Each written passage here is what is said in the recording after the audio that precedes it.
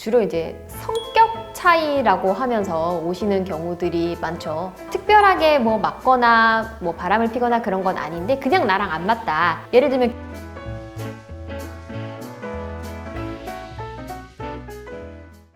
안녕하세요. 그날 솔루션 이지은 변호사입니다.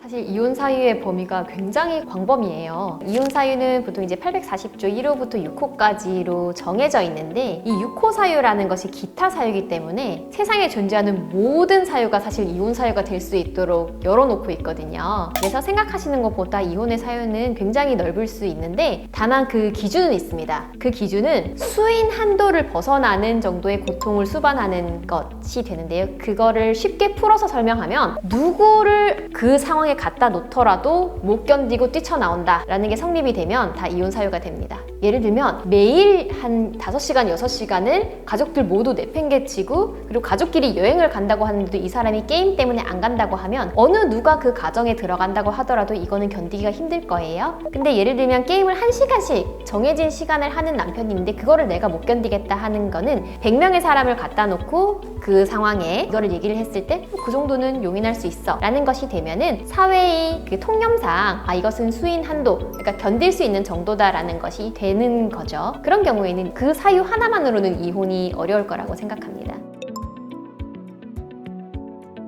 주로 이제 성격 차이라고 하면서 오시는 경우들이 많죠. 특별하게 뭐 맞거나 뭐 바람을 피거나 그런 건 아닌데 그냥 나랑 안 맞다. 예를 들면 교육관 이런 거죠. 아이를 풀어놓고 키우고 싶어 하는 부분이 있는데 예를 들어 엄마가 이 아이를 계속 이제 시간을 딱딱딱 맞춰가지고 학원을 보내고 이런 부분이 자기는 너무 싫다. 근데 학원비가 뭐 350만 원 이렇게 되는 집안들 의견을 좁힐 수 없는 부분이 사람마다 차이가 굉장히 크구나 라는 거를 느끼는 경우가 있습니다.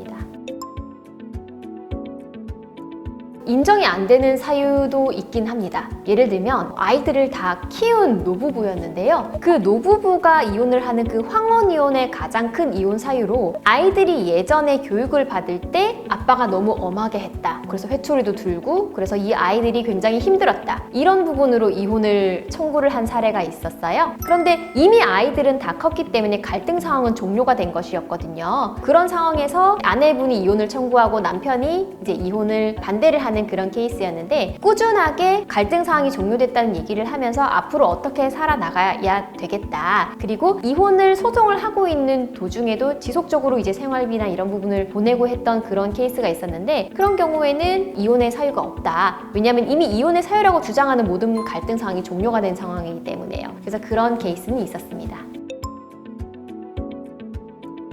제일 좋은 건 병원을 가는 거예요. 그래서 정신의학과는 모든 병원 중에서 환자의 진술을 가장 구체적으로 기록에 남겨두는 곳입니다. 그래서 내가 이 사람에 대한 그런 싫은 감정 때문에 마음의 병까지 얻어서 병원에서 치료를 받고 있고 약물 치료까지도 받고 있어요 라는 기록이 쌓이면 이 정도로 병원을 다니면서 치료를 받아야 될 정도로 고통을 받았다고 하면 그 상황에 누구를 갖다 놓더라도 견디기 힘들겠구나 라는 것이 입증이 되게 되겠죠.